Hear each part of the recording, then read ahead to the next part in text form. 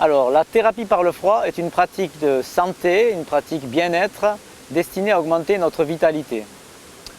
Elle est axée autour de deux pôles principaux, l'exposition au froid ainsi que les respirations. Alors l'exposition au froid, c'est absolument fantastique parce que c'est un très grand développement de soi-même. C'est une harmonie avec un élément qu'on ne connaît pas encore assez, qui est vraiment extraordinaire parce qu'on va découvrir la thermogénèse, on va découvrir justement ce que le corps est capable de faire. On va faire de l'hormèse, c'est-à-dire qu'on va stresser intelligemment son corps tous les jours pour le rendre plus fort.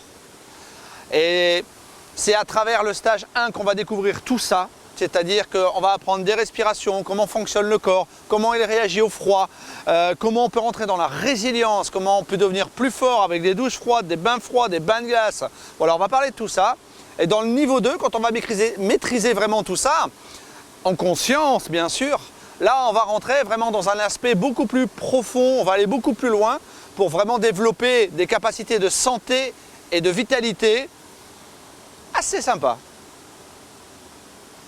L'un des grands secrets de l'hormèse par le froid, c'est le sympathique et le parasympathique. C'est-à-dire le sympathique, c'est quand on est énervé, quand on a la pêche, et le parasympathique, c'est lorsque l'on se calme.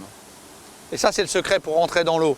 C'est-à-dire qu'on active, grâce à la respiration, le parasympathique, et on descend de tout son être, et on rentre en communion avec le froid.